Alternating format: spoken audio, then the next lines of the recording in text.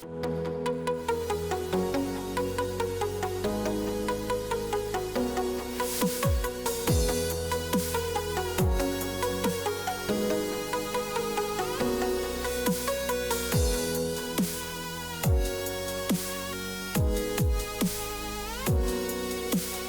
tal amigos? Bienvenidos nuevamente a su podcast Contexto, Teología Simple, este podcast donde conversamos acerca de la cultura, del arte, de cómo la teología impacta también en las ideas que se están hablando en la sociedad. Y ahora con nosotros se encuentra el profesor Gerardo Corpeño, con quien vamos a tener una bonita charla alrededor de un tema que es bastante actual. Bienvenido, profesor. Gracias, Miguel. Un gusto estar acá. Y sí, creo que es un tema de mucha actualidad y también muy importante. Una de las cosas que el mes pasado o las semanas pasadas hemos estado conversando aquí en las aulas y en los pasillos del seminario es precisamente la nueva encíclica que ha salido por parte del Papa León XIV, que él ha titulado Magnifica Humanitas. En la tradición católica está esta tradición de que los papas tengan que sacar a cada cierto tiempo ciertas encíclicas donde de alguna forma dialogan con el pensamiento contemporáneo y dan una cierta respuesta que es parte de la Iglesia católica, ¿verdad? Mm. A las problemáticas que van a ir tratando.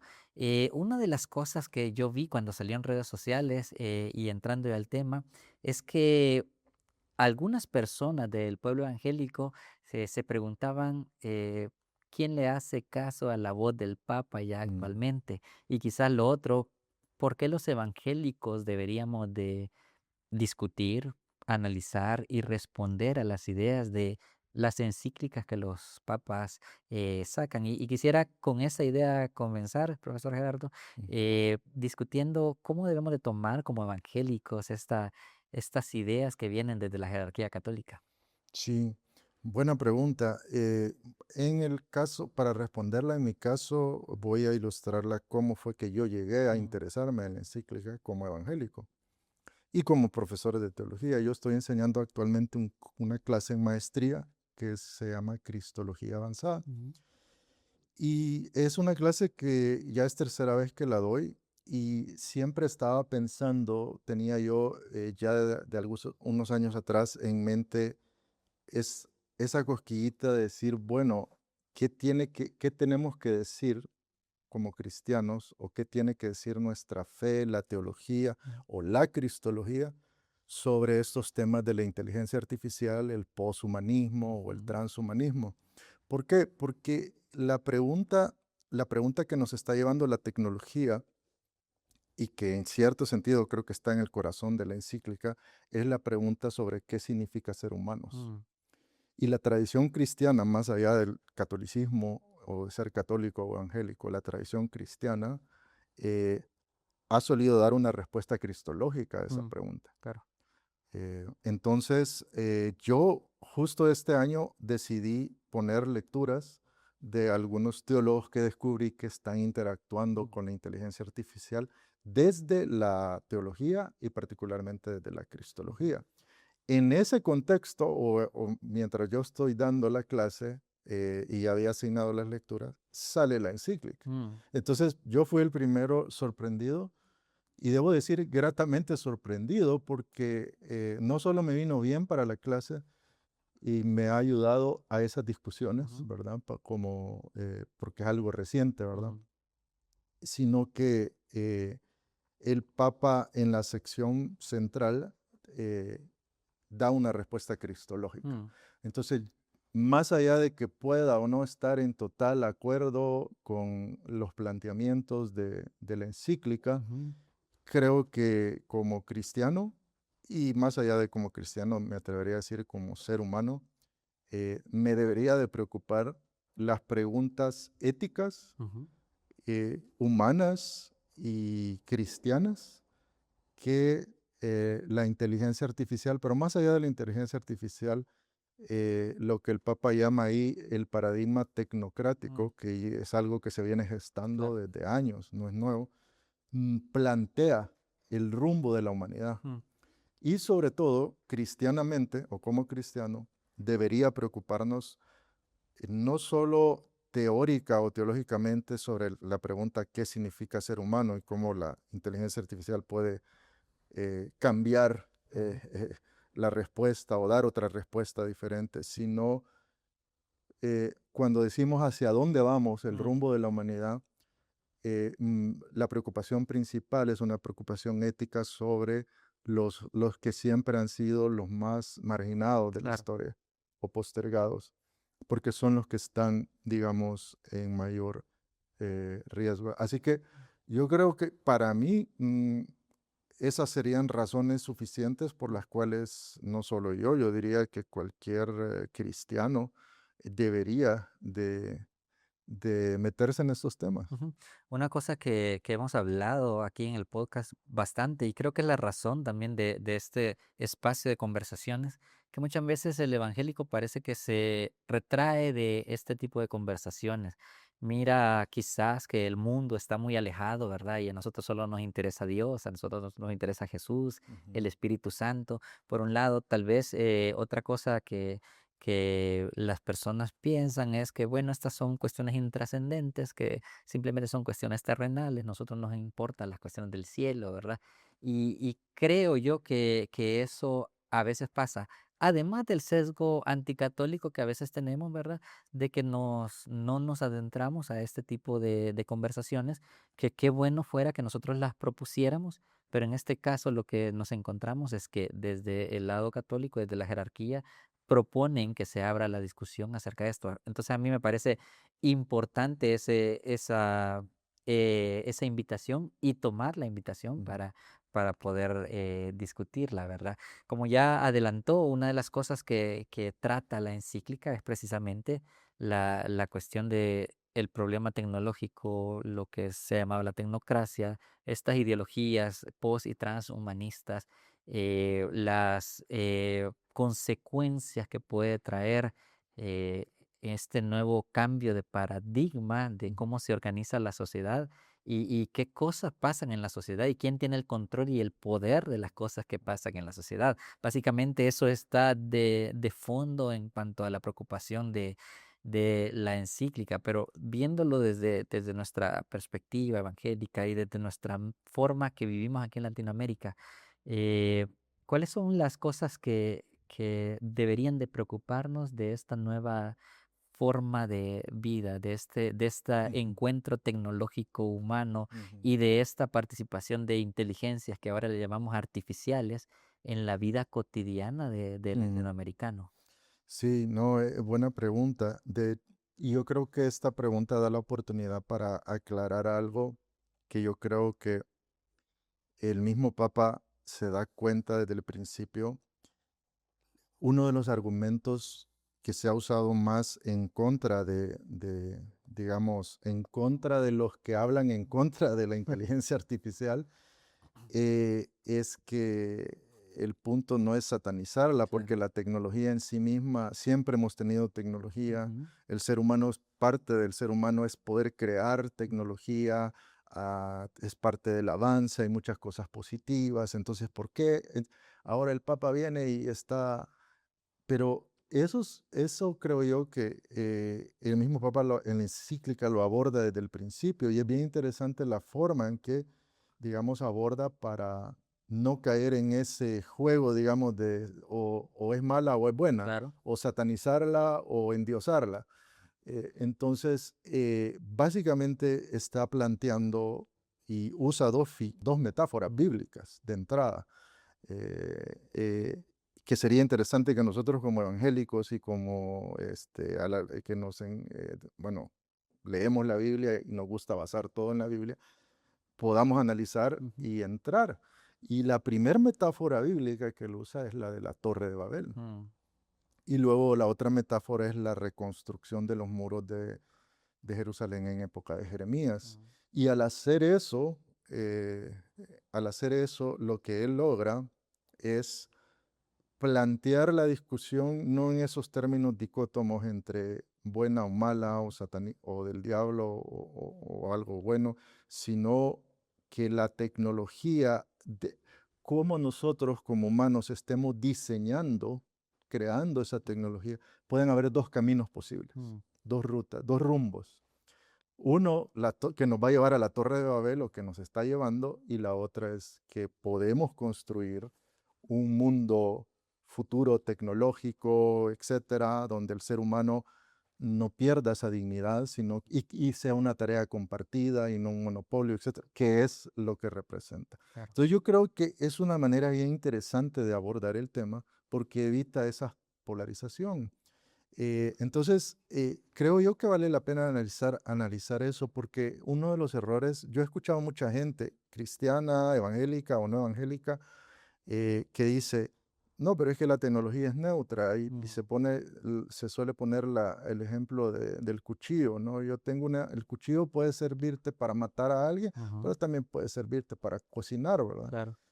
Y hasta cierto punto es cierto, pero no es del todo cierto, Mm, porque cuando uno analiza qué es lo que pretende o busca hacer la encíclica, creo yo, va al fondo del asunto, hay una filosofía detrás mm, que sustenta el diseño de esta tecnología, cómo se está diseñando ujú, particularmente.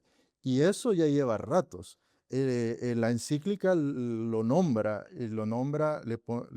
llama el paradigma tecnocrático. ujú, Eso que está detrás, que es la filosofía. El paradigma tecnocrático para mí, o a mi manera de entender, es una manera de ver el mundo mm, y es una manera de construir una civilización ujú, o el mundo y el futuro. Y en ese paradigma lo que se critica es un paradigma que tiene ciertos valores, ciertos criterios que son esenciales.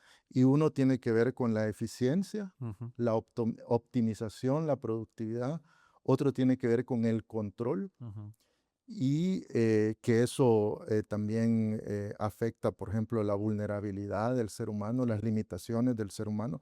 Es un paradigma que cree que no hay límites mm, y, y es un paradigma que está también fuertemente guiado por un modelo económico. mm, Llamémoslo neoliberalismo, capitalismo tardío, ujú, capitalismo global, donde la ganancia o el beneficio económico mm, es un valor central. claro. Y eso es lo que no es neutral Ujú, y lo que la encíclica está poniendo, digamos, develando y ujú. poniendo sobre la mesa. Sí, en una parte el Papa dice que quizás la cuestión de la ganancia no sería un problema, sino que la cuestión de que muchos tienen poco y pocos tienen mucho, La dice, la concentración, ¿no? concentración de esa ganancia que al final de cuentas está mediada precisamente por estos paradigmas Ujú. que tienen. El que tiene el control tiene la potestad de Claro, saber cuánto agarra, claro, cuánto de tajada tiene. Entonces, no podemos hablar de que la tecnología nos sirve a todos por igual. claro. No, hay algunos que están aprovechando Pero mejor. fíjate una cosa, lo que tú dices es cierto, la matización es cierta, pero una cosa interesante es que, por un lado, los monopolios, lo Ujú, que él critica es los monopolios, porque son pocos los que tienen el control claro. de la tecnología, Mm, de la inteligencia artificial, y por lo tanto pueden orientar hacia estos valores que ujú, ellos quieren o una ganancia que se concentra en unos sí, pocos. Pero por otro lado, el mismo modelo es un modelo donde eh, no está regulado, ujú, precisamente porque por primera vez, digamos, antes, y eso no lo dice la encíclica, pero cuando uno analiza un poquito la historia, antes los avances científicos tecnológicos de alguna manera eran impulsados, propiciados y regulados por los gobiernos. claro. Pero este no es el caso No, hoy. son empresas Son privadas. empresas Sí. privadas. Y las empresas privadas no tienen esa regulación, un ente social, moral, ético Ujú, que pueda regular. Y lo interesante es que hay algunas empresas que ya están reconociendo ujú, eso, y que es un problema y que sí es necesario que haya una regulación de tipo ético, que es no curiosamente, porque no es casualidad, cuando el Papa lanza la encíclica, la hace pública y mediática, uno de los invitados que da un breve discurso Ujú, es el cofundador de Anthropic, claro. que es una de las empresas que está generando esta inteligencia Mm, artificial.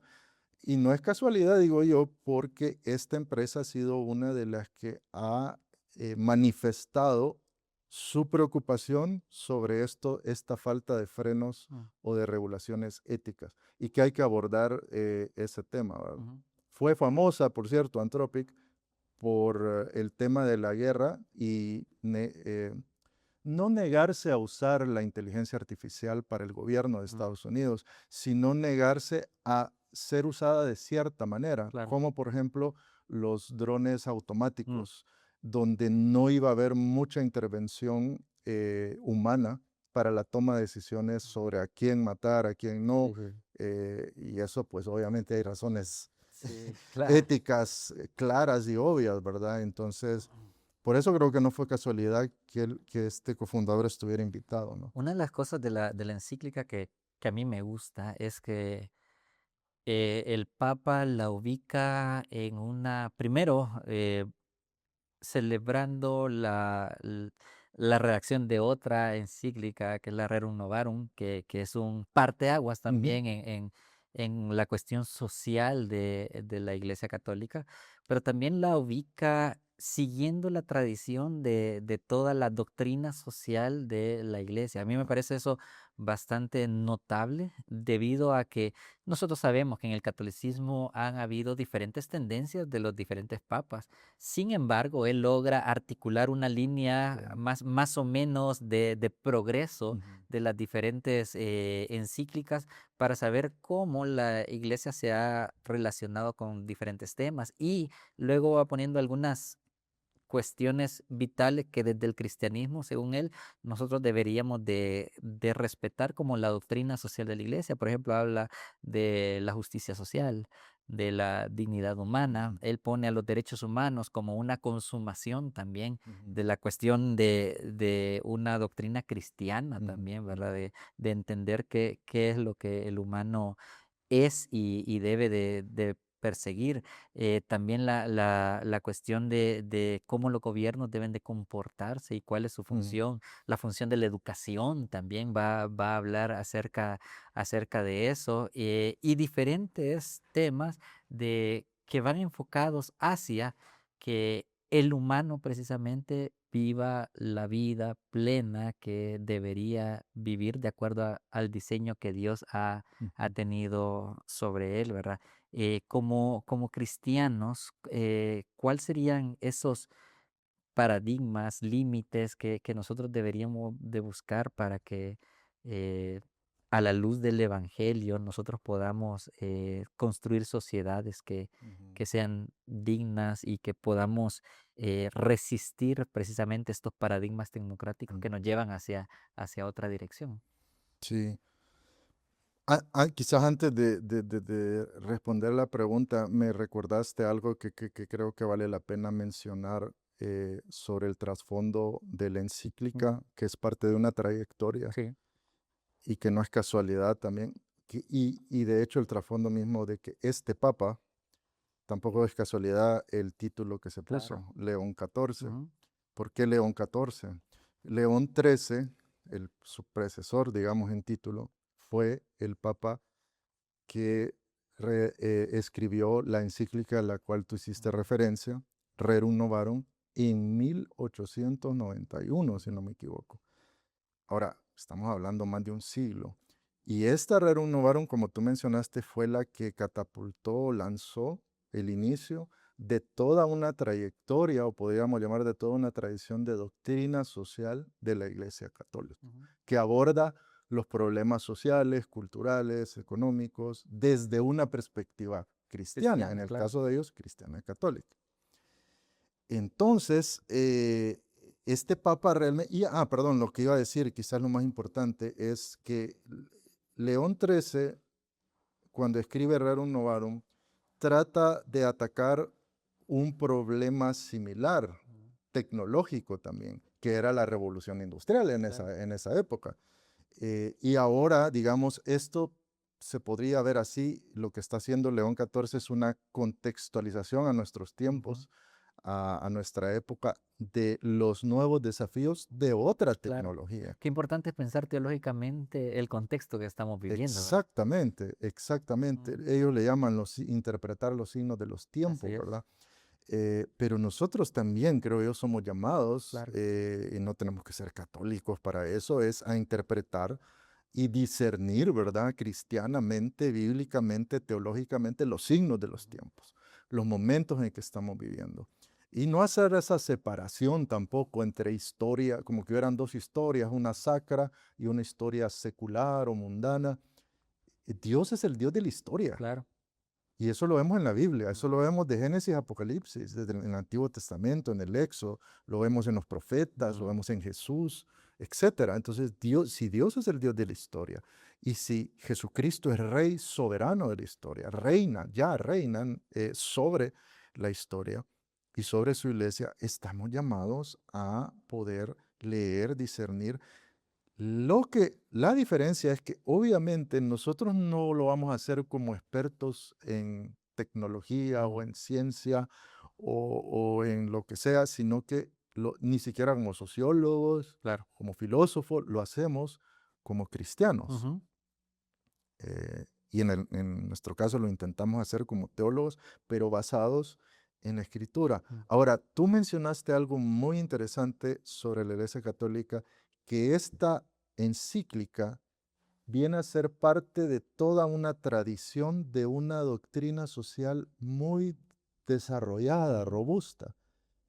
Es decir, no es que de repente de la nada, y sí, por eso es que en la encíclica el Papa puede referirse, si uno se ve las notas al pie, sí, sí, sí, casi todas las notas al pie son encíclicas de pasadas, de sí. papas anteriores. Y él hace, en el primer capítulo, él lo que hace es toda una, digamos, él traza Una línea. toda una línea Sí. para decir, ubicar esta encíclica, Ujú, cómo funciona, cómo se para o se sustenta ujú, sobre estos pilares doctrinales, sociales. La pregunta que yo creo que nos debemos de ujú, hacer nosotros, que es una pregunta dura, autocrítica como ujú, evangélicos, es ¿dónde, ¿cuál es nuestra doctrina social? claro. ¿A dónde vamos a acudir nosotros si quisiéramos hacer algo similar como Mm, evangélicos? Por supuesto que vamos a decir la Biblia y eso es correcto, pero ¿es solamente la Biblia? mm, ¿O hay una tradición de reflexión teológica de corte social o ujú, una doctrina social? ¿La tenemos? Y probablemente, no estoy diciendo si sí o no, probablemente lo tenemos, pero probablemente tengamos que hacer más trabajo mm, para ver y hurgar un poco más. Y yo creo que esa es una pregunta que yo por lo menos lo aprovecho también en mis clases para lanzar como claro. un desafío de que tenemos que desarrollar Ujú, nosotros también una, llamémosle social, teología ujú, pública, teología política, como le quieras llamar, pero que pueda darte ese andamiaje para responder a estas problemáticas desde un punto de vista cristiano. sí, uno de los problemas que creo que nos aqueja al pueblo evangélico es, por un lado, no tenemos unidad para muchas cosas. Ujú, Es decir, cada iglesia, cada denominación, cada grupo responde a la sociedad de acuerdo a su realidad, a su doctrina, a sus propias formas de relacionarse y de entenderse ellos mismos. Entonces no tenemos como organismos sí, estamos que un poco agrupen. fragmentados. Estamos bastante fragmentados, por un lado. Una segunda cosa también es que me parece que últimamente, o no sé, anteriormente, pero el pueblo evangélico también parece que su doctrina social depende de a qué político le está votando o a qué corriente Ujú, ideológica está apoyando. Si yo le voto a la derecha, bueno, mi doctrina social va a ser de este modo. Si yo le voto a la izquierda, mi doctrina social va a ser de este otro modo. Una de las cosas que a mí me llama la atención de esta encíclica es que este papa supo trazar la línea a pesar de que también en la Iglesia Católica a veces existen Ujú, esas alas, a las que son más progresistas, a las que son más conservadoras. Sin embargo, el tener ese trazado los ayuda a ser voces proféticas independientemente del momento histórico que estén claro, viviendo e claro. independientemente de las personas que estén ahorita en el poder, porque como usted dijo al principio, lo que pasa es que ahorita no nos enfrentamos a sistemas económicos que los dominan países, ¿verdad? Que nosotros podemos ver un Son bloque soviético, corporaciones sino que son corporaciones. y son transnacionales, Y globales. entonces ahí, cuando el marco se mueve un poquito, entonces no sabríamos como evangélicos cómo responder porque nosotros todavía estamos en un marco bastante atrasado, bastante pasado. Todavía estamos viendo el panorama entre izquierdas y derechas, cuando en realidad ahora es quién controla la tecnología, quién está Ujú. al servicio, sea de izquierda o sea de Sí, derecha, ¿verdad? exactamente. Entonces no tenemos un marco crítico para responder. Y creo que sí es una debilidad, pero creo que sí tenemos paradigmas teológicos. Creo que sí pudiéramos hacer. De hecho, al principio mencionaba de que la cristología nos puede Ujú, guiar para entender qué es la pregunta ujú. central, qué es ser verdaderamente humano, de qué se trata ahorita la humanidad. Y me parece que dado que este maestro de Cristología avanzada, no la Cristología de licenciatura, ¿verdad? Que creo que podemos abordar desde la Cristología cómo el pueblo evangélico puede comenzar a dar los primeros pasos acerca de una Claro. doctrina social. No, no es cierto. Y yo creo que por eso es que nosotros necesitamos realmente estudiar seriamente no solo la Biblia, cómo la Biblia ha sido interpretada. Mm, Porque cuando uno habla de teología o de la historia de la teología, en realidad es la historia de la interpretación de la Biblia también, claro. desde los padres de la iglesia. Y uno de los temas centrales ha sido, desde bien temprano, el tema de la encarnación. Mm, Y cuando uno empieza a ver a los teólogos y autores, no estoy hablando católicos, estoy hablando de teólogos protestantes, evangélicos, que ujú, en la actualidad están tratando de abordar, lo hacen, cuando lo hacen desde la cristología, la encarnación es un paradigma sí, clave, porque realmente, otra vez, ¿no? La pregunta, ¿qué significa ser humano? La Biblia y la tradición cristiana responde, miren a Jesús y miren la encarnación, porque ahí está la respuesta. Jesús nos revela la verdadera humanidad. ujú, Él es dice Pablo, el postrer Adán, mm, que muchas veces lo traducimos el segundo Adán, pero yo creo que una mejor traducción es el verdadero Adán. mm. Él es, y Adán, nosotros sabemos que es un título, El que es paradigma, ser humano. claro. Él es lo que está diciendo Pablo en otras palabras, él es el verdadero humano. Él es, diríamos, usando el lenguaje de la tecnológico de hoy, él es el prototipo Mm, que Dios tuvo en mente desde el principio como modelo claro. de la verdadera humanidad. Entonces ahí, claro, pero no es quedarse solo en nuestro estudio y hacer exégesis al texto, que es importante, sino ver cómo ha sido interpretado ese tema de la encarnación, cómo ha sido entendido en la historia de la iglesia, Mm, ¿no? Y en nuestras propias tradiciones, ¿no? En nuestras propias tradiciones teológicas, ujú. ¿verdad? Sí, Como protestantes desde la Reforma. viéndolo desde la cristología, otra cosa que hace poquito estuve hablando también con mis alumnos de antropología es precisamente ese descenso cristológico, esa cuestión de que Jesús no vino a ser servido, sino que a servir y a dar la Ujú, vida por el claro. otro. Bueno, ese paradigma, viéndolo, es contrario a lo que nosotros vemos con la tendencia social. La tendencia social es ver cómo me aprovecho de los demás, ver cómo le saco, lo que dijo al principio, el mayor rendimiento, Ujú, ver ujú, cómo son más eficientes y aquellos que no lo son descartables.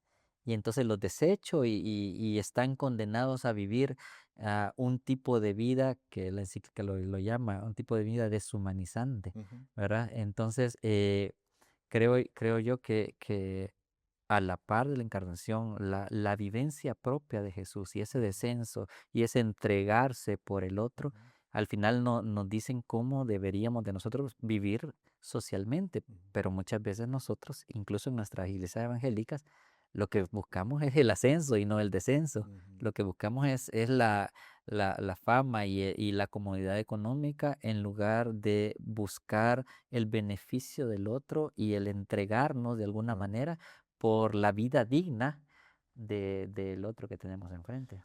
Yo creo que has mencionado una palabra que yo creo que es clave y también aparece en la encíclica, por cierto, que es el otro. Mm, Y el otro nos lleva a pensar en un principio que tiene que ver con Jesús, que tiene que ver con la encarnación y que tiene que ver, creo yo, con la imagen de Dios según la Biblia, mm, y es el carácter relacional del ser ujú, humano.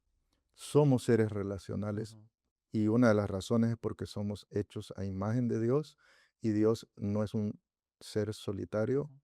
Por eso creemos en la Trinidad, Sí. aunque muchas veces no hacemos esa implicación, es un Dios relacional. Ujú, Y Jesús también, Bonhoeffer decía, por ejemplo, Jesús, una definición que me encanta que él daba es, Jesús es el hombre que vivió para los demás. mm, Entonces, somos relacionales y somos lo que tú decías, existimos no solo en función de nosotros ujú, mismos, ni de optimizarnos a nosotros mm, mismos, sino en función de relacionarnos ujú. y tener comunión con Dios y comunión con el prójimo, Claro. con el otro, que son los dos grandes mandamientos. Ujú, Cuando le preguntan a Jesús que le resuma la ley, él dice, pues es básicamente, él dijo, dos caras de una misma moneda. Amarás a Dios con todo tu corazón y a tu prójimo como a ti mismo. Es, somos seres ujú, relacionales y eso es parte, no somos, el Papa en la encíclica habla de esa, hay una imagen de Dios funcional, que es ujú, lo que la tecnología trae, es decir, lo que me da dignidad como ser humano es cuánto rindo, mm, o cuánto tengo, claro. o cuánto me ¿O optimizo, cuánto puedo hacer o también? cuánto puedo hacer. Ujú, Pero la Biblia nos cuenta otra historia. mm, Nos dice, lo que nos hace dignos como seres humanos es una dignidad, y perdón que ocupe la palabra, una palabra de 20 pesos, decían a mí, tenemos una dignidad claro. ontológica. Lo que quiere decir es que en esencia, Mm, por naturaleza, porque estamos hechos a imagen de Dios, somos dignos. mm, Todo ser humano es digno. ujú, Y esto, y esto trae problemas con la tecnología, ujú, con el paradigma tecnocrático, porque dice el paradigma es la optimización,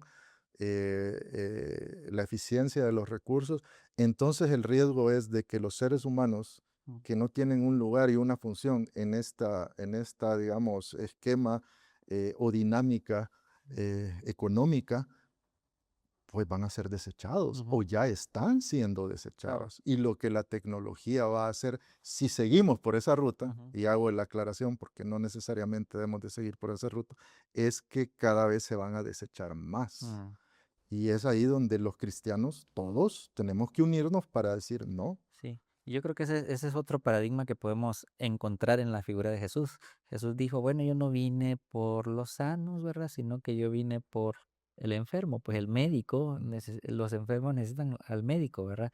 Y aunque a algunos no les guste esta forma, pero yo creo que el ministerio de Jesús fue enfocado intencionalmente en aquellas personas que en la sociedad del primer siglo eran más vulnerables, eran más excluidas, y aquí no estamos hablando de quienes tenían menos dinero, habían algunos excluidos que tenían dinero, claro. ¿verdad? Pero eran vulnerables y estaban fuera de el sistema que controlaba quién tenía acceso y quién no tenía acceso Ujú, a Dios y a otras cosas, ¿verdad? A Dios y a otras cosas.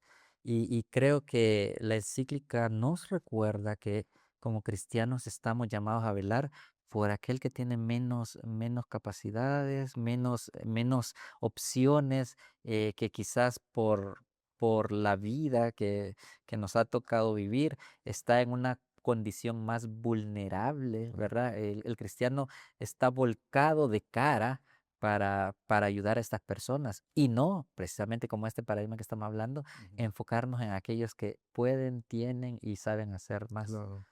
Y ahorita que tú mencionabas que hay diferentes tipos de excluidos o de marginación o de exclusión, se me venía a la mente algo, bueno, por ejemplo, no solo los pobres Ujú, económicamente son excluidos, estoy pensando, por ejemplo, en los ancianos, no de mm, la iglesia, claro, sino los de edad, la gente es que ya no produce, ujú, están siendo abandonados. sí, ¿Qué tiene que decirnos la fe cristiana y la Biblia sobre este grupo? O los discapacitados, ujú, que tienen algún tipo de discapacidad. claro, Y dicho sea de paso, la tecnología, porque otra vez el punto no es, la tecnología puede ser usada y en algunos casos está siendo usada para ayudar al ser humano a superar ciertas ujú, discapacidades.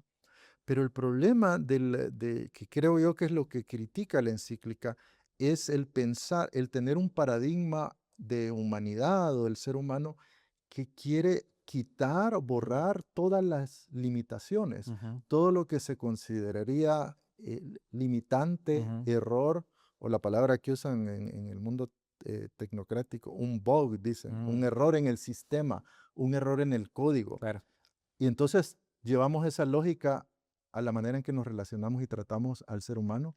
Entonces cualquier persona con una limitación, con una discapacidad o con algo, nuestras mismas capacidades. Hay un filósofo, tú lo conoces, Byung-Chul Han, ujú, que él, una de sus tesis en sus libros es que el problema con la humanidad hoy en día es que tenemos una excesiva positividad. Es decir, no hay espacio para lo negativo, ujú, no hay espacio para el sufrimiento, no hay espacio para el dolor, no hay espacio para las limitaciones, sean físicas, psicológicas. Todo eso lo vemos como, y si eso lo llevas a la iglesia, esa mentalidad, entonces todo eso lo vas a ver como pecado sí, sí. también. Entonces, eh, eso yo creo que también debe abordarse. Sí, como pecado, como falta de bendición, falta de Mm, prosperidad y de un claro. montón de palabras que nosotros les hemos Entonces, ¿dónde van a ido quedar todos poniendo. estos excluidos? Sí, no existe dónde. Hay al final el llamado de la encíclica lo termina, creo yo, con una metáfora de San Agustín, Mm, que él decía, bueno, hay dos amores, hay dos mm, deseos, y mm. uno construye un tipo de Las ciudad, 2 ciudades, sí, y ¿no? otro construye otro, y el Papa termina diciendo que debemos de construir una civilización del amor. Mm, ¿Verdad? Tenemos que construir esta civilización que esté enfocada en el otro, obviamente en Dios, pero como usted ha dicho, son dos caras de la misma moneda. ¿Cómo podemos unirnos a un reino donde queremos construir relaciones más fraternas, relaciones más de justicia, relaciones más de solidaridad?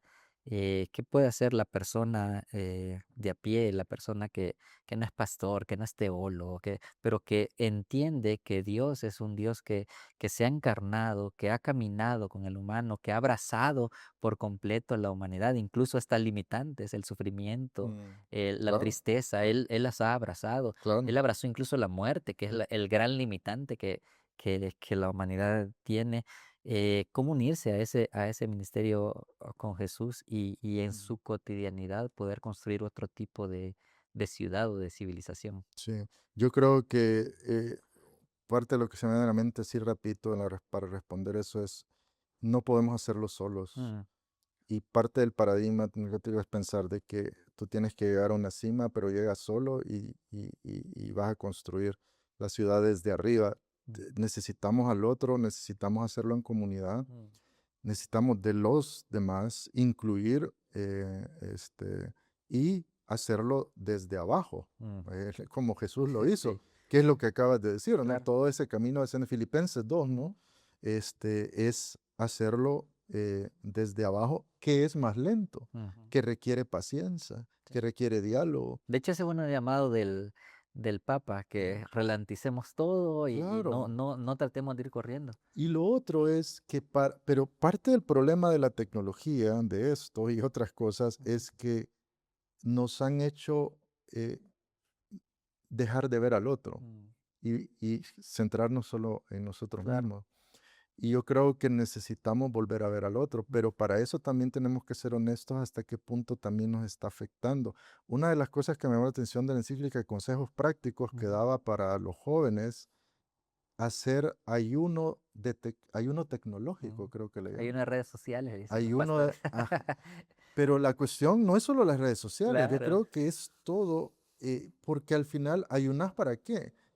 Ayunas para mirar al otro, Ujú, para servir al otro, claro. para ayudar al otro, para darte cuenta que no estás solo. Ujú. Entonces, y yo creo que son cosas que vale la pena ponerles atención. Sí, y yo creo que toda, toda nuestra forma de vida, toda nuestra cotidianidad, la manera en que nos miramos y la manera en que nuestros deseos son formados también, tienen que ir cambiando a la luz de lo que es Jesús, como ya lo ha planteado. Para finalizar, profe, algunas ideas o algunas cosas que tengamos que ver cuando las personas y nuestros oyentes lean o quieran entrarle a estudiar la encíclica, ¿cómo podemos, con qué ojos podemos leerlo? Bueno, yo creo que primero leerla como cristiano, pero no con una actitud anticatólica, Mm, ¿verdad? Porque eso traería un sesgo y un prejuicio de entrada claro. que nos va a impedir poder ver o aprender. Yo creo que don Emilio Núñez, nosotros venimos de esa herencia, ¿verdad? Que él, aun cuando criticaba ciertas teologías, como la teología de la liberación, por ejemplo, y Ujú, escribió un libro sobre eso, él no lo miraba con esa anti, ujú, sino con decir, ok, esto puede ser que no esté de acuerdo con las conclusiones o con todas, pero esto me plantea un desafío sí. y me hace responder ciertas Mm, preguntas. ¿Cómo las voy a responder yo como evangélico? Tal vez sea diferente, claro. pero eso no quiere decir de que... Y lo otro es que lo que está en juego también es nuestra humanidad y Sí, el concepto cristiano basado en Cristo, en la encarnación, del modelo de humanidad. Son dos mm, modelos de humanidad, sí, al final de cuentas. Entonces, ir a la Biblia, sí, ir a la Biblia, hacer la tarea del texto y poder cotejarlo también, pero también estar atento a las señales, discernir las señales de sí. nuestro tiempo. O No estar sea, dormidos. claro, porque si no, es decir, Barth decía la Biblia en una mano, Y la el otra periódico. periódico, hoy sería pues, qué sé yo, internet, lo que tú Ujú, quieras, pero estar presente claro. en el mundo, porque la manera en que damos nuestro testimonio como iglesia es de una manera visible, haciendo presencia en el mundo. Sí. Siguiendo con ese modelo, invitamos a nuestros amigos a que puedan leer la encíclica, puedan comentar, puedan dejarnos sus mensajes también para que nosotros podamos interactuar y así poder seguir viendo al mundo, discerniendo los signos de los tiempos, pero también dando una respuesta que venga de la Biblia, de la palabra de Dios, una respuesta evangélica, pero una respuesta que pueda construir una humanidad más parecida a la humanidad de Jesucristo, que es el varón perfecto, como lo hemos visto en esta emisión. Así que gracias, profe, gracias Un por gusto, gracias por la acompañarnos, invitación. gracias a nuestros amigos oyentes. Nos vemos en otra oportunidad, en otro podcast de Contexto, Teología Simple.